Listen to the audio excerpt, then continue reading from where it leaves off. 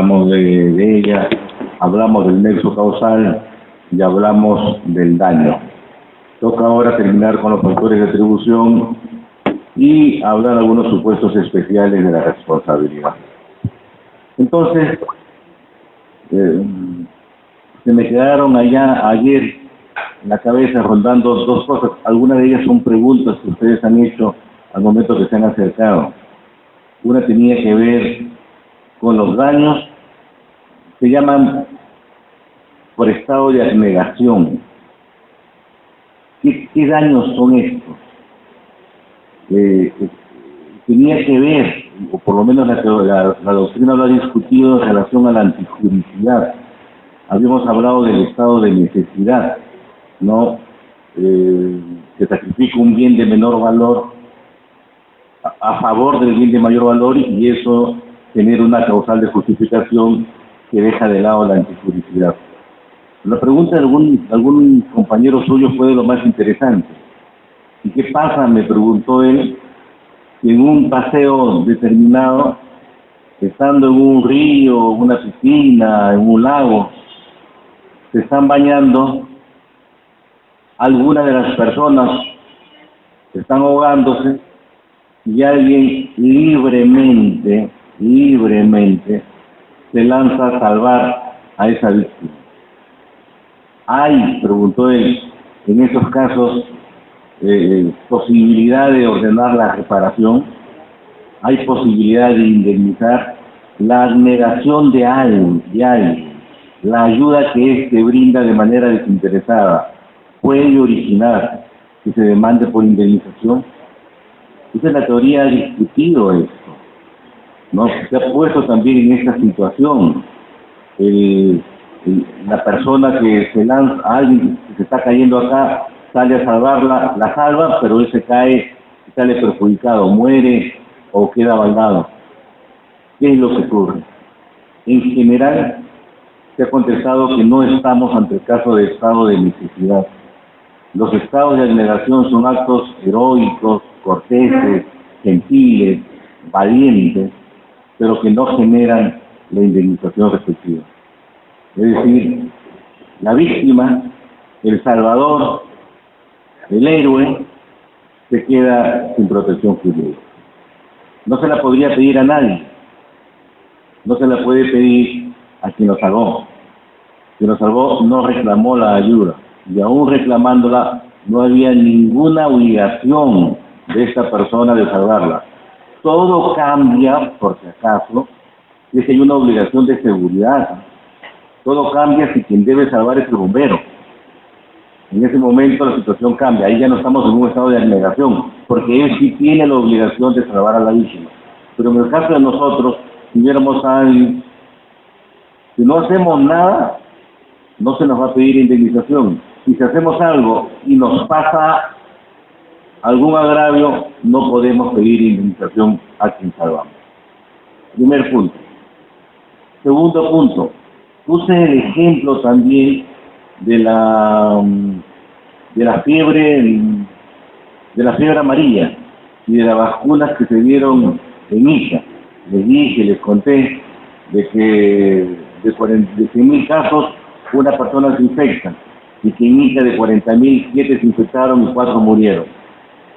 Les dije específicamente cuál era el asunto que había llegado como demanda, y era el de una señorita que estaba enferma de cáncer, no sabía que tenía cáncer, pero que estaba enferma de cáncer, que era además estudiante de medicina, que le colocaron la vacuna y que murió a los 3 o 4 días. Y empieza el proceso, la demanda de indemnización. Entonces, la primera pregunta que se tuvo que responder, fíjense que la sentencia aborda el tema de la indemnización desde la reparación. Desde la reparación. Se pudo abordar el tema de la indemnización de una manera tradicional, pero aquí se dijo no, vamos a dar un salto para empezar a indemnizar desde analizando el daño y la necesidad de reparar. Entonces se dijo, a ver, efectivamente, y creo que lo dijimos ayer, acá hay un asunto, el Estado vacuna, Y el Estado, al proporcionar las vacunas, lo que quiere es eliminar enfermedades. Si el Estado no hiciera eso, habrían muchas enfermedades que tuviéramos nosotros. Pero el Estado también sabe, de hecho hay una proyección matemática sobre el punto, que estadísticamente algunos van a resultar enfermos y eventualmente algunos pueden morir. Es decir, el Estado sabe casi con precisión que van a haber víctimas de cualquier vacuna que ponga. Sarampión, polio, etcétera, sabe que van a haber víctimas. Y de hecho, como ustedes ven en los periódicos, las hay. Entonces, en ese momento la pregunta que nos formulamos nosotros fue la siguiente. Sabiendo eso, la víctima puede resultar desprotegida, pues nuevamente, como hablamos ayer en la tarde, 6 más o menos, se le puede decir al papá del menor fallecido, oye, ¿sabes qué? Dimos 1,000 vacunas, hemos salvado a 99.999, qué pena, pero son los infortunios de la vida. O tenemos que decirle, ¿sabes qué? Estado, aunque estás haciendo una labor meritoria y de verdad es de interés público que se vacunen, también deberías tener un fondo especial para casos como estos, porque fundamentalmente debes reparar. Claro que, como les dije también el día de ayer, el Ministerio de Salud señaló, pero la víctima tenía cáncer. Y por lo tanto, indistintamente de la vacuna o no, la víctima se iba a morir. La respuesta que le dimos nosotros es que la víctima tenía cáncer, pero la víctima no sabía que tenía cáncer. Los padres no sabían que su hija tenía cáncer. Eso se descubrió después, fue un ex post, no un ex ante. Nadie sabía de esto y por lo tanto se le entregó una indemnización. El punto al que quiero llegar es que uno puede mirar el papel de la indemnización desde un punto de vista clásico, es decir, alguien cometió un acto antijurídico y por lo tanto debe ser, dados los elementos, debe indemnizar a la víctima. La reparación civil moderna hace una cosa que tengo que decirla porque me olvidé decirla ayer, es que a veces no quiere ver la antijuricidad.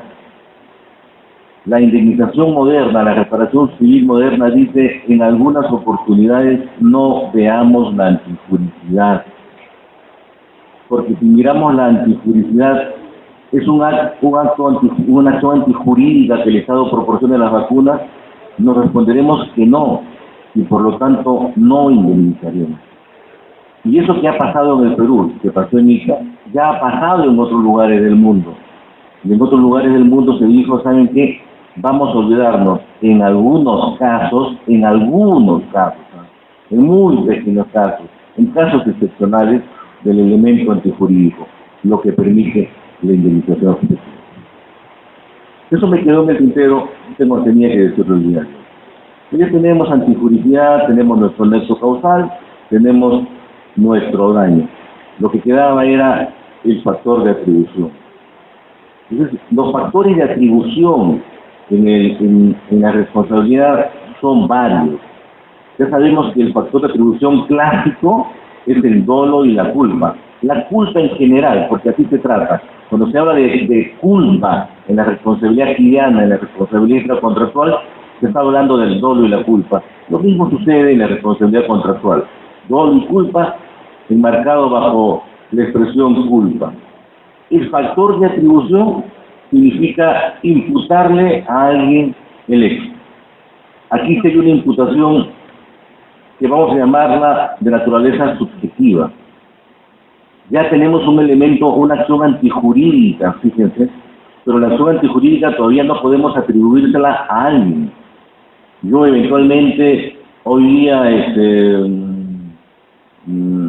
por aquí hay un cable pelado, por aquí, ¿no?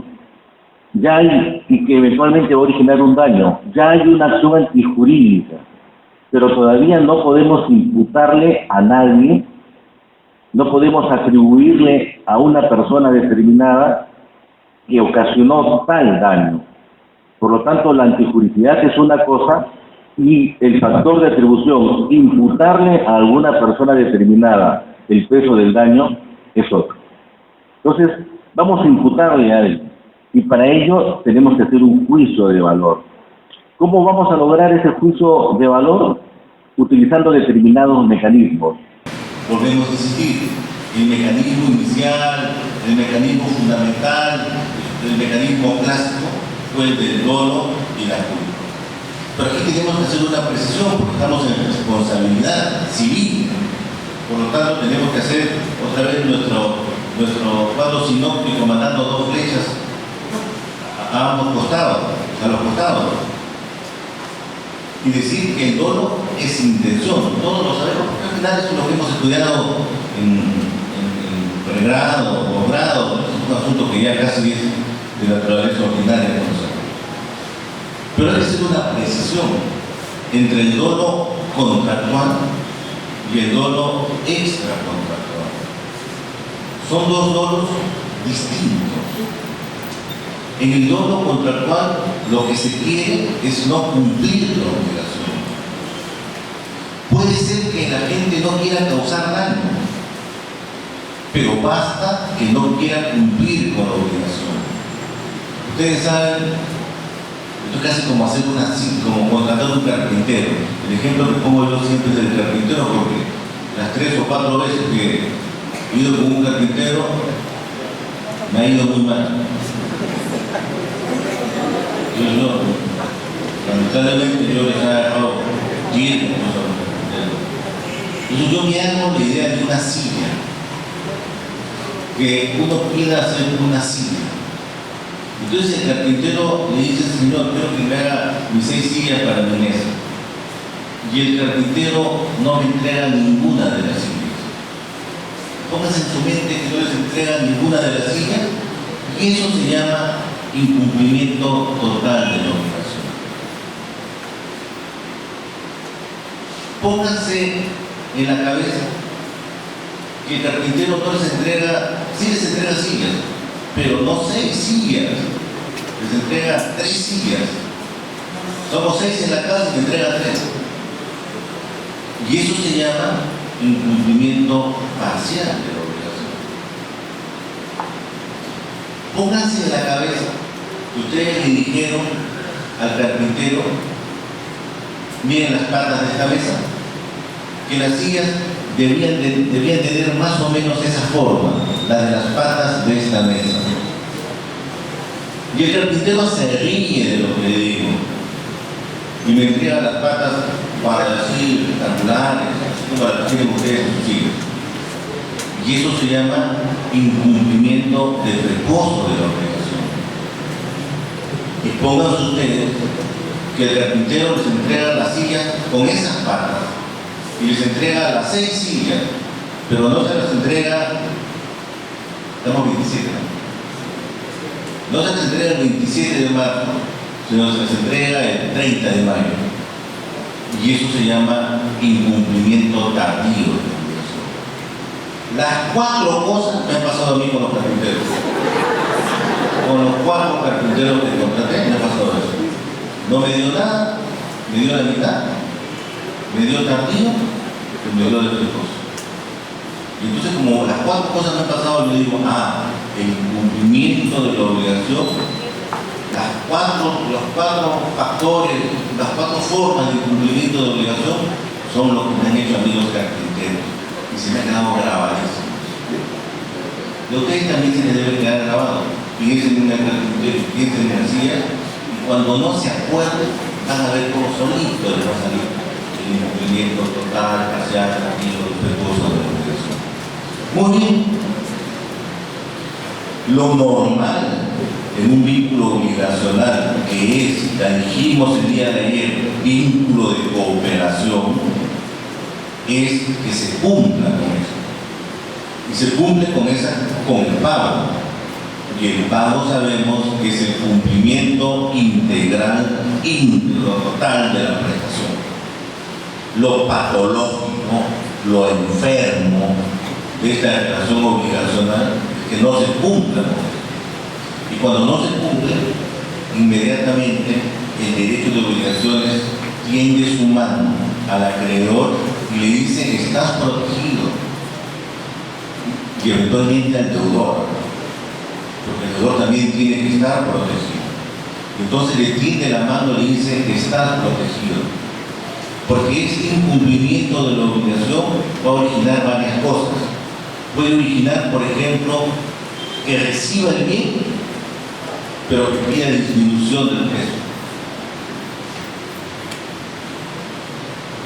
Y que a ello agregue la posibilidad de indemnización. Puede originar que yo ya no quiera el contrato para mí ya no funciona, hay un problema de funcionamiento del contrato y por lo tanto pido la resolución, y si me ha causado un daño, la indemnización. Pero para que ocurra este asunto de la indemnización, en la ejecución de obligaciones se nos pide un dolo, y el dolo contractual es que el carpintero no haya querido cumplir con su obligación. Fíjense, el carpintero de pronto no quiso hacerle daño a ustedes. No quiso hacerle daño. Lo que no quiso, o lo que quiso, fue no cumplir con la obligación. Y eso es distinto al dolo de la responsabilidad extracontractual, en la que sí hay intención de causar daño. En la contractual, por lo tanto, ustedes tendrán que decirle al señor juez: miren, este caballero Carlos Calderón carpintero no cumplió su obligación, y eso acreditado. En la extracontractual, simplemente, teóricamente, hay la intención de causar el daño, con la diferencia en la extracontractual se va a invertir la carga de la prueba y se va a presumir el dolo en la prueba. Miren que ya estamos, la contractual se está yendo por un lado y la extracontractual se está yendo por otro lado. La contractual se está pidiendo un dolo, solamente el incumplimiento de la obligación, y en la extracontractual estamos diciendo que quiso causar daño. Entonces, por lo menos, ya son dos cosas distintas. Muy bien. Saben además que hay que acreditar el daño. ¿Cómo se descarga en una responsabilidad contractual? A este carpintero a quien yo demando, ¿qué cosa es lo que va a decir? El carpintero se defiende: yo estoy imputando dolo, intención de no haber querido cumplir con su obligación. El carpintero lo único que tiene que probar es que actuó con la diligencia ordinaria para el cumplimiento de la obligación. No una diligencia extraordinaria, la diligencia cotidiana, normal, común para cumplir con la obligación.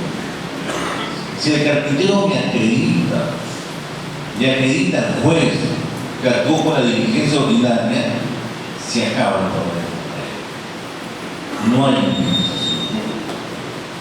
En el caso de la responsabilidad extracontractual, se va a invertir la carga de la prueba. Yo voy a decir: tengo un daño, mi brazo está fracturado, hay una relación causal y lo hizo el caballero, tengo un daño. Y el señor tendrá que demostrar que ese daño fue realizado, si lo ocasionó, no tuvo ninguna intención de hacerlo. Él tendrá que demostrar que no tuvo ninguna intención. A quien le imputo tendrá que demostrar que no tuvo ninguna intención. En la contractual, reitero, diligencia ordinaria. En la extracontractual tendrá que demostrar que no hubo intención alguna de causarla. Ahora bien, así como hay dolo, hay también culpa. Y la culpa en la contractual y en la extracontractual es más o menos la misma idea. Es la negligencia, es la imprudencia, es la impericia. Tanto en la contractual como en la extracontractual queda claro que es lo mismo. En la contractual van a haber graduaciones, culpa grave, inexcusable, que no hay en el extracontractual. El extracontractual se debe por toda culpa. En la contractual van a haber graduaciones. Pero indistintamente de que ello ocurra, el asunto en la culpa es que hay una negligencia, hay una imprudencia y hay una impericia. La negligencia significa que omito los cuidados respectivos al realizar una acción. Omito los cuidados respectivos al realizar una acción. En la imprudencia, el asunto no es que estoy omitiendo, sino que soy un tipo muy audaz, soy un tipo muy atrevido. Soy un tipo que cuando quiere cambiar el foco de la araña, lo que hace es sacarse los zapatos que están húmedos porque ha salido del baño y quiere arreglarlo. Soy muy audaz. Y en la impericia no conozco lo que estoy haciendo. En ambos casos hay culpa. En los tres casos, perdón, hay culpa. Y en todos ellos la posibilidad de indemnización. Pero ese es un asunto que corresponde a la responsabilidad subjetiva, que es la responsabilidad clásica. Pero a esa responsabilidad subjetiva también lo vimos el día de ayer, fue modificada por la historia misma, por los descubrimientos tecnológicos, por el paso de una sociedad agrícola a una sociedad industrial.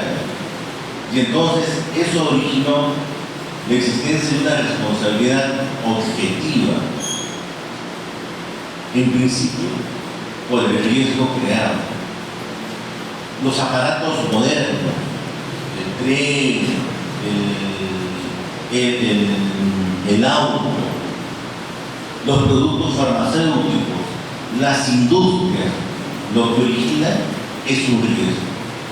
Y entonces, como eso es muy difícil de probar, el enfrentamiento, y por eso les dije que hubiera acción civil, el enfrentamiento entre un particular y una industria es un enfrentamiento totalmente asimétrico y las pruebas son difíciles de encontrar y no se puede evitar el daño.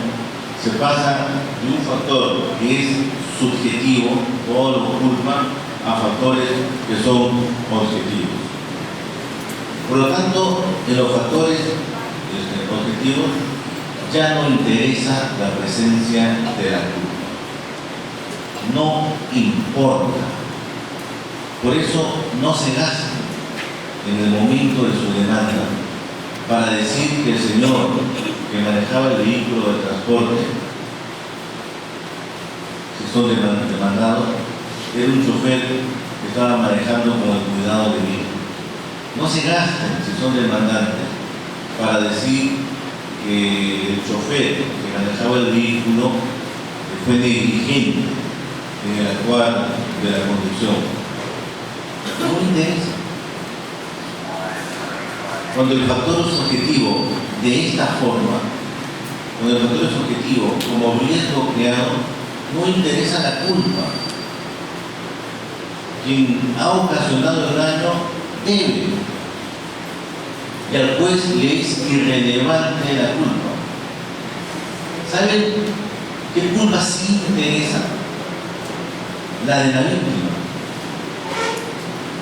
Porque si el hecho se produjo por imprudencia de la víctima, salimos de este asunto del factor de atribución, porque el factor de atribución es imputarle a alguien que ocasionó el daño y que soporte el peso de la indemnización.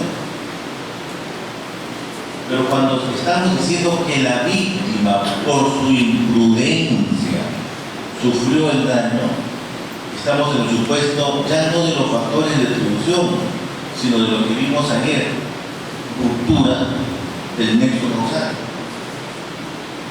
Por consiguiente, en cualquier accidente de tránsito, bastará decir, señor, hubo un accidente, se originó un daño, la muerte, las contusiones, qué sé yo, hubo un nexo causal y se acabó. Y hay un factor de atribución que es el objetivo que está señalado en la ley de la atribución. No hay más. Pero no sucede eso, que es lo lamentable. Y no solamente no sucede eso en las demandas, no sucede eso en las sentencias. Si nosotros comenzamos a examinar nuestras propias sentencias, incluso casatorias, se van a dar cuenta que en el asunto de responsabilidad objetiva, el juez o los jueces siguen examinando la culpa de la gente que ocasionó el daño. Y no debería. Ese es un grueso error. ¿Y por qué ese error puede traer consecuencias? Porque fíjense, si yo estoy examinando la culpa de quien conducía el vehículo, estoy cambiando el factor de atribución, lo estoy volviendo subjetivo y ya no objetivo. Y si vuelvo ese factor de atribución subjetivo y el chofer me prueba de que actuó en las mejores condiciones de conducción, tendría que decirle no a la indemnización. Y eso es lo que la ley no quiere. Es más, producto de esa forma, de ese razonamiento, es muy probable que después comience a colocar indemnizaciones más reducidas, porque se pone en el escenario de un chofer que obró con el cuidado debido, cuando no debe ponerse en ese escenario, sino en el escenario del factor objetivo, del riesgo creado y de la necesidad de reparar íntegramente el daño causado. Y entonces, cuando pasa eso, es casi como si quisiera indemnizar, se pusiera al lado de la culpa y disminuyera la indemnización. Mucho cuidado en el momento de leer sus sentencias. Hay posibilidad de recurrir en casación. Ahora bien, la pregunta es, ¿qué es una actividad riesgosa? Me acuerdo mucho de esta pregunta porque me hicieron en mi examen de grado. Yo estaba dando mi examen de grado y la doctora Martínez Coco, Elvira Martínez, que era mi jurado, me dijo, ¿qué cosa es un bien o una actividad riesgosa? Y yo le dije lo que voy a decir ahora, y está mal, pero lo voy a decir igual, soy terco, que cualquier cosa puede ser una actividad riesgosa, un bien riesgoso. Entonces ella me dijo, no puede ser, no puede ser. Yo le dije, sí puede ser. Y ella se molestó, me dijo, no me va a contradecir usted a mí. Y yo le dije, usted me está preguntando, yo quiero contestar. Y nos pusimos a pelear. No todo es bien riesgoso. Hay algunas cosas que son bienes riesgosos y que es obvio que son bienes riesgosos. ¿No? El tren es un bien riesgoso. El arma que tengo acá es un bien riesgoso. No tengo armas acá. Pero ustedes saben que es tan bien riesgoso que ustedes saben qué pasa con las armas. Todos hacemos lo mismo, casi todos. Cuando uno le prestan un arma, está descargada, pero lo primero que hace uno es agarrar el arma y apuntar al otro. No sé por qué. Tenemos un arma asesina ahí dentro de nosotros. Puede ser que el arma tenga una bala y se dispare, ¿no? El arma es un bien riesgoso. Hay algunos objetos que sí son bienes riesgosos y que no podríamos decir pues que estos no lo son. Entonces la doctora Elvira Martínez Coco tenía toda la razón del mundo. Pero yo creo que también tenía razón, que algunos bienes que no son riesgosos en particular, lo son por uso. Nadie diría, por ejemplo, que un skateboard o una bicicleta sea un bien riesgoso. Pero eventualmente, en determinado momento, eso podría constituir un bien riesgoso. Entonces, En general se sabe cuáles son los bienes riesgosos. En particular habría que saber si ese bien que estamos usando lo hemos convertido en un bien riesgoso o no. Puede ser que no. Entonces, yo tengo que retratarme. La doctora Elvira Martínez tenía razón, pero igual lo aprobé.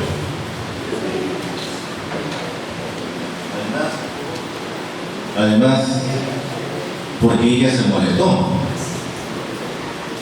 Ustedes saben que el jurado no debe molestarse. El jurado, como el juez, guarda la compostura. Puede en la cabeza decir: lo quiero matar y lo voy a votar. Si tuviera un arma le voy a disparar. Pero no. Jurado como juez guarda la compostura. Como los profesores, ¿no? Que también a veces dicen algunas cosas y uno tiene que hacerse loco como si lo hubiera escuchado. Eso pasa. Muy bien. Hay, y esto lo debe saber más Pepe Leiva, tiene una conexión con el mundo europeo, con las normas comunitarias. Hay ahora en Europa ya normas comunitarias que pretenden definir la culpa y que la están acercando a una culpa que es cada vez más objetiva. La expresión es esta: la culpa es la violación de un estándar requerido de conducta. Entonces estamos viendo, como dijimos el día de ayer, que ya no es una culpa ética individual, sino una culpa objetiva, porque atiende a un estándar de conducta. Aquella conducta que una persona razonable en esa circunstancia debe esperar. Por lo tanto, olvidémonos de la culpa en sentido ético, quedémonos de la culpa en sentido objetivo.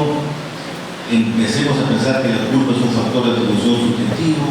Pensemos que el factor de atribución objetivo tiene que ver con el riesgo creado o la actividad riesgosa. Que no se nos salga nunca de la cabeza que ante un riesgo o actividad riesgosa no se va a mirar la culpa de la gente que ocasiona.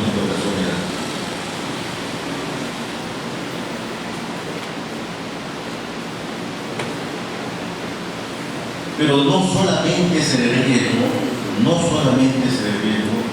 el asunto por el cual se nos va a imputar una responsabilidad objetiva.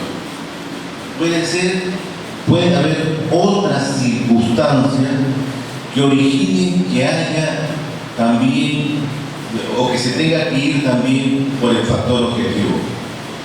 Una de ellas es la garantía. Hay factor objetivo por actividad o bien riesgosa, pero también por un asunto de garantía. Miren, se los voy a poner así. Ustedes seguramente, bueno, yo estoy viejo, a mí me enseñaron así: hay culpa indigendo, hay culpa incustodiando, hay culpa invigilando.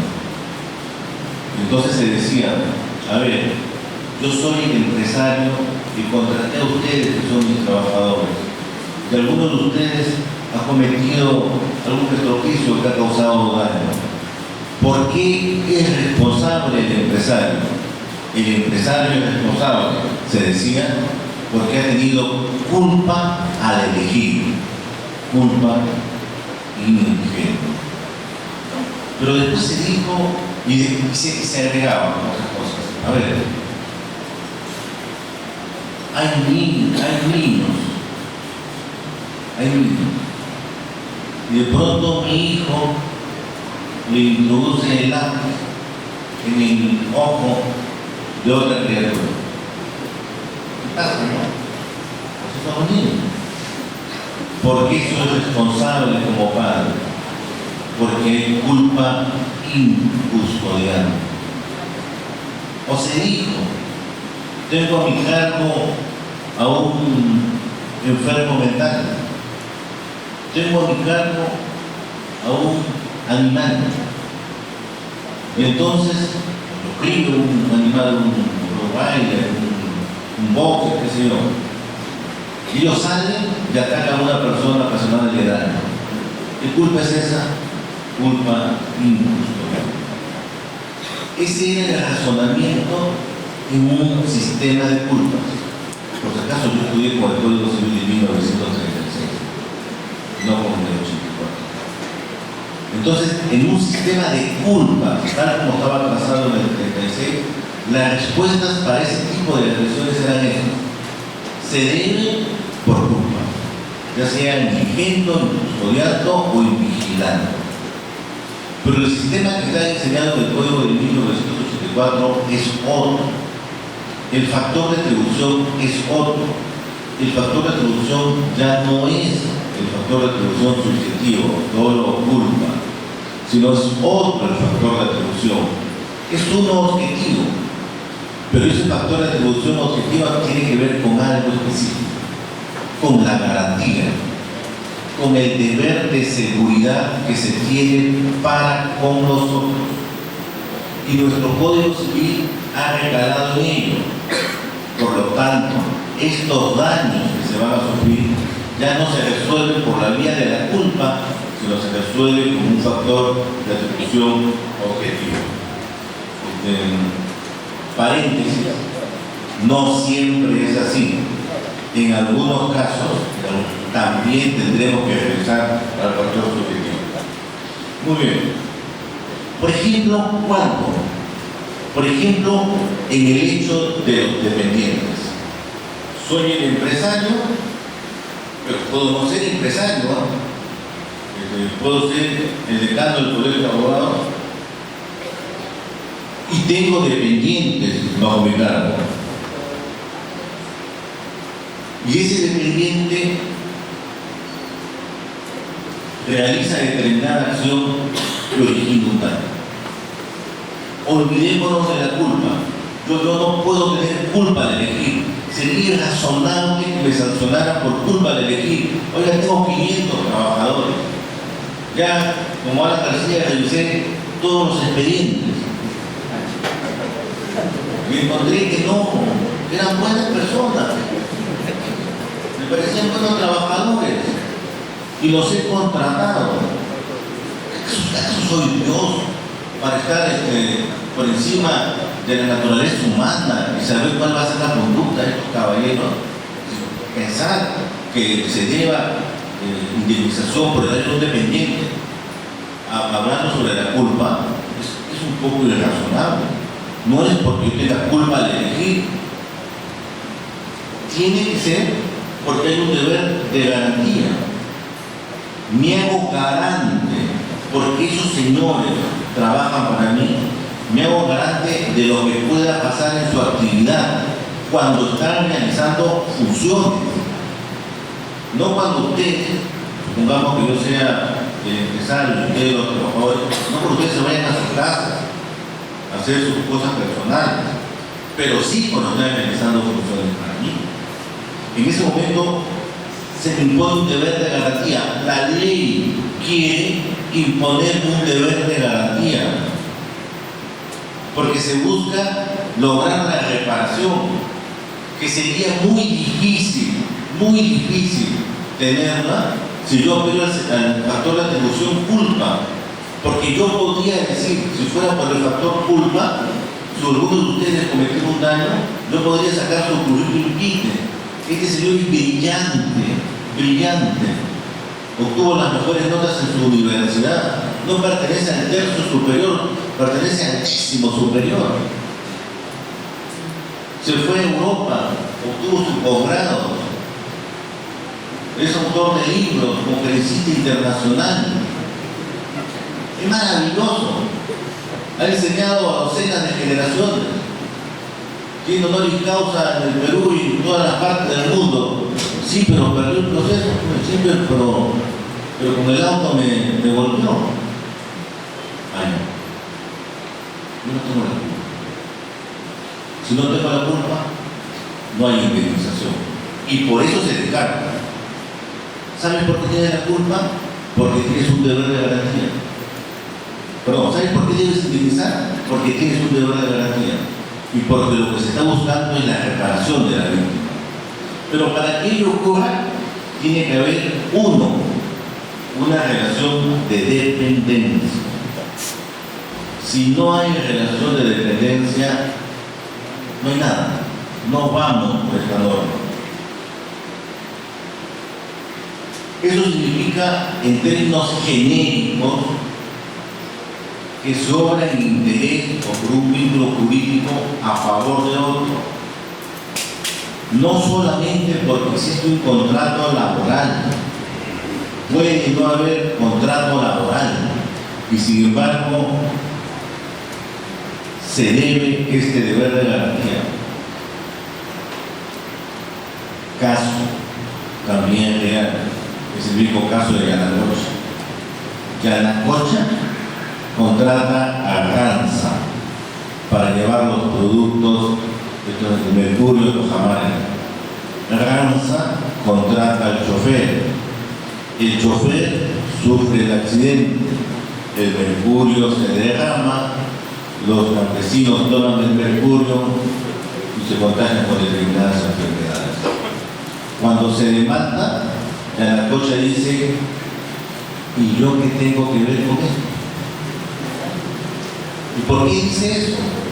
A ver, ustedes me dicen, quieren sancionarme apelando al artículo del vínculo del dependiente, de la relación de dependencia. ¿Y qué relación de dependencia tenía con el chofer? La relación que tenía el chofer era con Ranza, no conmigo. Yanacocha dice: yo contraté a Ranza, pero yo no contraté al chofer. Y por lo tanto, como la norma exige relación de dependencia, yo no tengo ninguna relación de dependencia con el chofer. Y ese fue el argumento, uno de los argumentos centrales de su defensa. Tuvieron 2 o 3 argumentos importantes, pero ese fue el argumento de Yanacocha. Por supuesto, lo echaban Ranza y al chofer. Y entonces se le respondió, pero no de la manera que lo voy a decir ahora, sino se le respondió así gaseosamente, que sería una relación de dependencia. Lo que debimos haberle dicho es que la relación de dependencia no solamente es la laboral, hay una relación de dependencia obvia y directa entre el chofer y la empresa Ranza, pero hay otra relación de dependencia que no tiene que ver con el trabajo, sino con el contrato entre Yanacocha y Ranza. Y entonces se arma una línea de dependencias continuas. Porque de no ser así, pasaría que contratara y buscara un subcontrato y este otro subcontrato para que yo nunca se me pudiera exigir indemnización. O sea, bastaría que todas las empresas se eliminara la posibilidad de pedir indemnización a las empresas porque estas subcontratan. Y entonces, como subcontratan, ya no serían responsables de nada. La idea en responsabilidad contractual es que la línea continúa, la línea de dependencia continúa. El contractual puede ser otra cosa, ¿no? Pero en daño extracontractual la línea va a continuar. Directa o indirectamente la línea continúa y por lo tanto se hace responsable. Entonces tenemos que hay una relación de dependencia, número 1. Número 2, antes que me olviden, otro ejemplo que también es de caso real, para que no les ocurra ninguno de ustedes, caballeros. Se trabaja para una FP, no diré nombre. Se le encargan a los trabajadores, son 2 trabajadores que están a bordo de una camioneta. Es día viernes. Los trabajadores dicen: ¿por qué día viernes? Pues son las 5 de la tarde. Tomarse unas copitas no está de más. Se van, se toman un par de copitas, 4 copitas, tomando 4 copitas, se encuentran con 2 chicas por la avenida La Marina. Siguiendo tomando las copitas, se va calentando el ambiente. Y en ese calentamiento global se deciden irse de la avenida La Marina hasta el Lunahuaná. No sé a quién se le ocurrió la idea, pero se van hasta el Lunahuaná. Se van al Lunahuaná, ingresan a un hotel de la zona que seguramente ustedes conocerán por turismo. Ingresan, no sé qué pasó ahí. Ya, tanto, no sé. Pero sé sí lo que pasó después, o antes, o al comienzo, no sé. Es que los 2 caballeros se despertaron al día siguiente y estaban desnudos.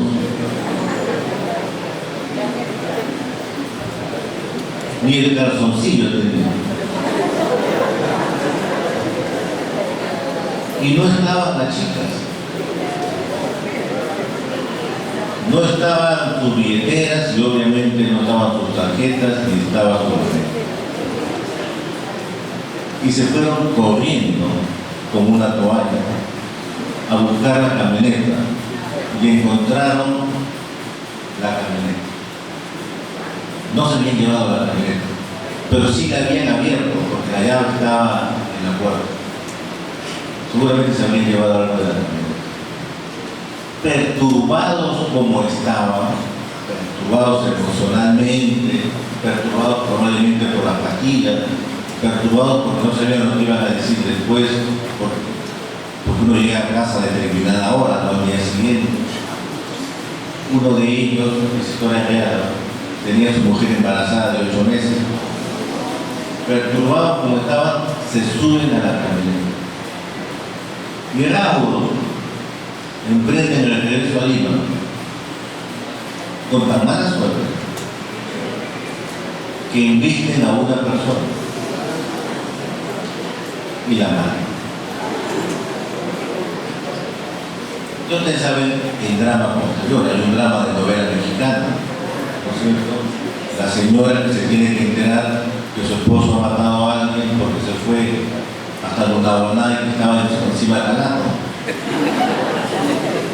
Y ella estaba embarazada. Ese es un drama. Es un drama. Para la señora es una daga en el pecho.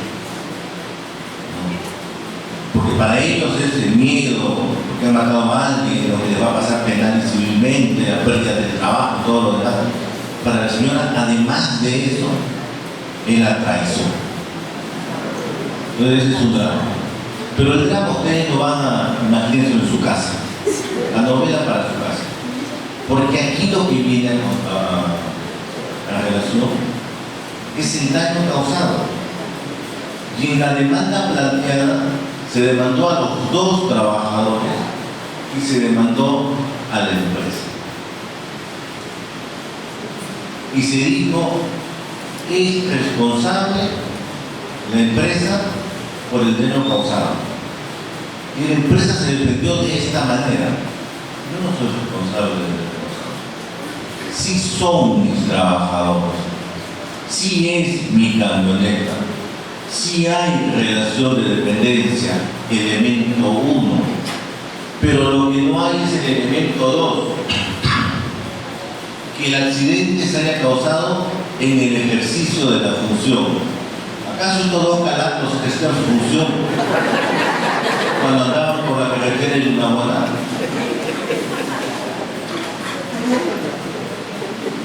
Y esa fue la defensa de la empresa.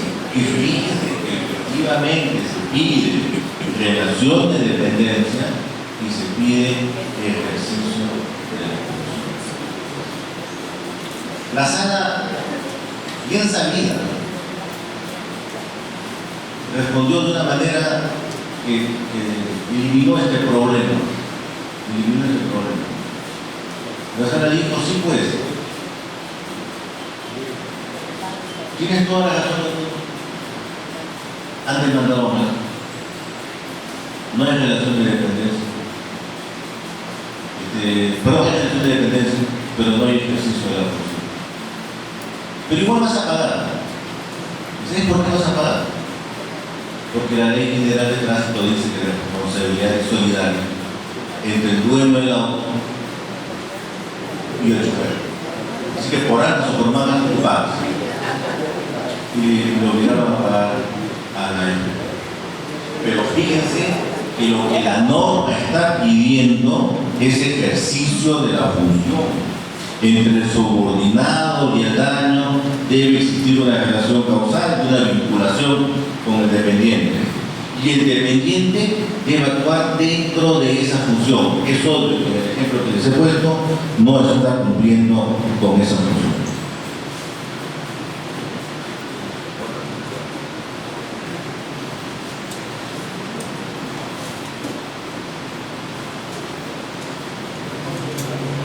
Tercer punto, tercer elemento, tercer requisito, tercera condición.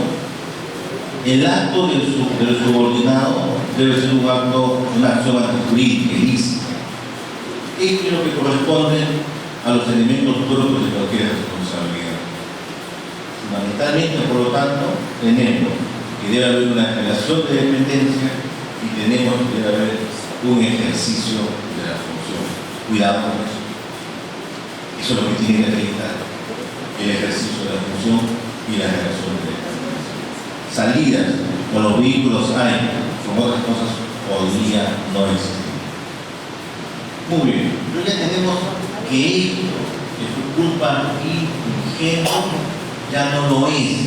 Lo fue cuando yo estudié el código del 36, ya no lo es con el código del 84. En el código del 84, el factor de atribución es positivo y se debe por un asunto de garantía. La ley impone al empleador esa garantía de seguridad con respecto a los actos que realicen sus dependientes. Sigamos con otro asunto propio de la garantía, que es lo que se decía la culpa invigilante, que son las responsabilidades de los padres por los hechos causados por sus hijos o aquellos que tengan bajo tutela. A ver, nuevamente aquí lo que se decía es la culpa la tienes porque debes vigilar a tus hijos. Pero todos los que somos padres debemos ser la inmensa mayoría. Todos los que somos padres. ¿Acaso estamos las 24 horas mirándolos a los hijos? Cuando están chiquitos, cuando uno es padre por primera vez después de haber pasado todo, si el chiquito se mueve de la cuna, uno sale corriendo a ver qué está pasando. No vaya a ser que se esté ahogando, que le pase algo a la criatura. Ese es como el primero, el segundo ya no se le hace nada. Pero fíjense, uno está cansado, el papá y la mamá están cansados. La mamá le dice al papá, le tiene un cuadrado y le dice, ahora te toca a ti. Está mirando uno a la criatura, qué le pasa, cómo respira, si respira bien o respira mal, si está sudando o no está sudando. Bueno, pues serán algunos días, porque ya el cuerpo no da. Y uno va aprendiendo. Y después el chiquito sale a la calle y uno está mirando por la ventana a ver dónde está mi hijo. Uno se va acostumbrando que el hijo camina solo. Y tiene sus amiguitos, que corre, que eventualmente se cae, que se golpea. Que eventualmente el otro hijo lo empuja, el hijo del vecino lo empuja. A veces hay una broncaza con él, de la hija. Todas esas cosas. Pero es imposible que un padre esté custodiando permanentemente. Y entonces, nuevamente, si a mí me dijera, oye, hay una culpa porque no custodias, no vigilas bien a tu hijo, habría un problema. Porque como yo voy a tener que aplicar, en el sentido ya no de culpa ética, sino de culpa estándar, voy a tener que aplicar, si yo dijera, oye, si es culpa, vamos a ver una culpa objetiva, una culpa estándar. Y lo razonable es que el padre cuide al hijo, pero no las 24 horas. Luego no tengo culpa, por consiguiente no debo indemnizarte. Pero las cosas ya no son así. Con el código del 84 se dice, olvídate de la culpa. Eso fue antes, viejito, después del 76. Como después del 84, el factor de retribución es objetivo y se debe la culpa por garantía. Hay una garantía que tienen los padres que ejercen la patria potestad para cuidar a sus hijos. Y fíjense que he dicho que ejercen la patria potestad, porque la norma no lo dice, pero empieza a ser discutible que si alguien no ejerce la patria potestad, debe o no debe de indemnización. Si alguien tiene, olvidémonos de la patria potestad y vayamos simplemente a la tenencia. Si la mamá tiene la tenencia, le ocurre un accidente, el hijo le coloca el lapicero del ojo a la otra criatura, o lo empuja y le rompe la manito. Si hace eso, ¿quién debe? ¿Quién debe responder? El código de la responsabilidad contractual no lo dice. Lo deben responder los dos padres, o tiene que responder el padre que tiene la tenencia. Entonces también en marco teórico empieza a ser discutido esto, porque en principio, si a mí se me niega la patria potestad, entonces yo no tengo ningún deber de garantía. Tengo deberes con mi hijo todavía, alimentos, etc., pero deber de garantía ya no lo tengo. Y si a mí se me quita la tenencia, ese deber de garantía implica obligación de seguridad, tampoco la puedo tener directamente. Y entonces, en algunos otros países, en el Perú creo que no hay sentencia sobre esto, por lo menos yo no lo sé, pero en algunos otros países han comenzado a decirse: ¿sabes qué, padre? Tú no ejercías la patria potestad. ¿Sabes qué, padre? Tú no tenías la tenencia. Por lo tanto, tú, que sí la tenías, tú eres el que responde, y no el otro. Asunto para discutir. Porque el hecho de que uno no tenga la tenencia tampoco significa que uno deba descuidarse de la criatura.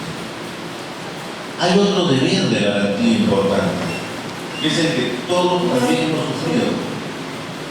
Llevamos a nuestros hijos al colegio. Y cuando llevamos a nuestros hijos al colegio, al niño, tenemos una idea clara. Allí, en ese lugar, lo van a cuidar. Uno deja a su hijo en un lugar donde lo van a cuidar. Y entonces surge un deber de seguridad del colegio con respecto a los niños que están educando, que están a su cargo. Pero puede ser que en el colegio pasen cosas graves. Puede ser que en el colegio un niño empuje a otro niño y le rompa la cabeza. Entonces tenemos las relaciones que se pueden armar. Tenemos la relación con el padre de ese niño, ¿no es cierto?, el que empujó. Pero también tenemos una relación con el centro educativo. El centro educativo no va a decir: aquí no pasó nada. Está dentro de lo ordinario, de lo común y de lo cotidiano que algún niño se rompa la cabeza en el colegio. O para nosotros no lo está. Fíjense que eventualmente pueden haber niños que sufran raspones, que se rompan la cabeza. Y fíjense que además que en sociedades como las nuestras hemos dado por aceptado que eso pasa en el colegio. Como antes dábamos por aceptado que los profesores podían castigar a los hijos. Ahora ya no. Eso ya cambió. Pero antes dábamos por aceptado que los profesores podían darles un lazo a los hijos. A mí me han tirado desde correazos, tablazos hasta con el cable del teléfono. Soy un torturado colegial. Pero a mis padres nunca se les ocurrió pedir indemnización. no era travieso, no sé qué tenían contra mí. Los profesores. Una vez me dieron un tablazo, un auxiliar que estaba escapando del colegio. Pero eso no le daba derecho a tirar un tablazo. No le daba derecho. Me pudo romper la espalda. No le perdono que me haya tirado un tablazo. Bueno, no, al final ustedes saben que los chicos se sienten negros. Déjame escapé. Perdí un zapato. No supe cómo explicarle a mi mamá cómo había perdido un zapato. ¿Cómo se le explica a la mamá cuando uno llega sin un zapato? Mamá, se me cayó por el camino. Y no te lo amagaste. Me cayó en el colegio y me cayó en mi casa. Pero miren, dice que en ese entonces se decía que está bien que se castigue. Ahora ya no. Y hoy todavía se puede decir está bien, de pronto o eventualmente puede haber un accidente y no va a pasar nada. Pero de cada vez menos. Y entonces se establece la necesidad de reparar el daño y la posibilidad de que esa demanda se dirija no solamente contra los padres del menor, sino se dirija contra el centro docente, que tenía un deber de cuidado, un deber de seguridad, una custodia que se le estaba entregando, una garantía que me ofrecía de que a mi hijo no le iba a pasar nada. Y fíjense que este asunto de acá se puede entender a otros conceptos. Por lo tanto, acá también se debe, para abreviar, porque de verdad estoy hablando de más, se debe, pero tengo que reparar en algo, que no tiene que ver con el colegio, pero que como se da cada rato, ya ha salido cada momento en televisión, es que ese deber de seguridad debe extenderse no solamente a los centros educativos. Porque ¿qué ha pasado en algunos lugares? No sé si ustedes han leído el libro de Pedro Salinas, mitad monje, mitad soldado. Entonces, ¿qué es lo que pasa cuando el padre manda a sus hijos a una iglesia? Cualquier iglesia. A una iglesia determinada. Hay un deber de cuidado. Porque fíjense, los papás podemos pensar más o menos lo siguiente. Si mi hijo se va por ahí con ese tipo pelucón, medio barbudo, que tiene los ojos medio rojos, ese debe ser medio drogadicto. Mi hijo va por mal camino. No te juntes con eso. Entonces mi hijo dice, ya papá, no me junto con eso, pero ahora voy a ir a la catequesis. Y uno dice, caramba, qué bacán. Mi hijo va por buen camino, se va a la iglesia, allí no le va a pasar nada.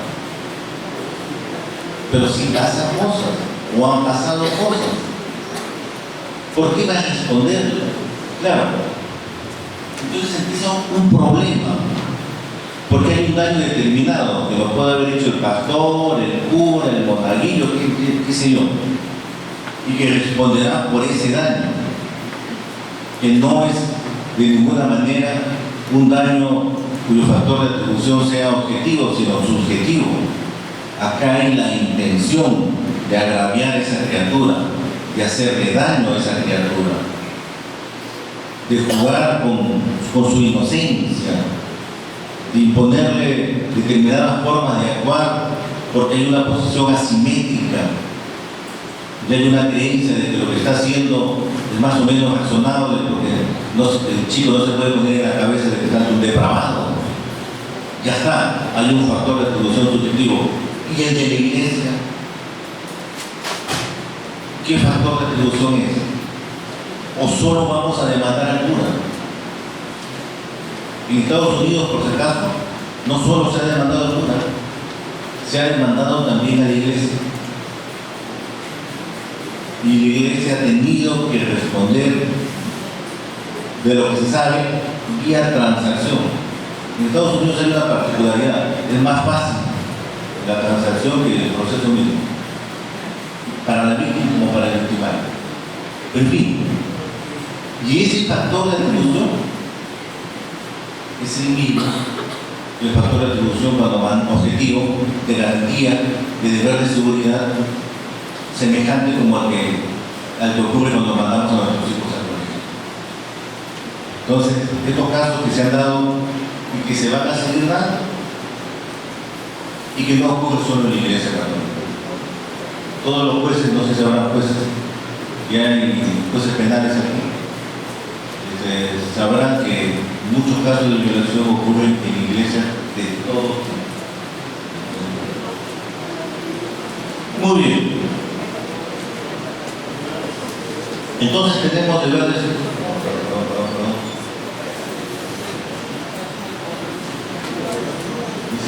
Sí. 11 y 10, porque no voy a acabar. 10:55, 11 y 10 vengan a las 11 y 10, aunque haya una persona, aunque sean los hombres. Pero no a las 11 y 10 comienzo a hablar, ¿ya?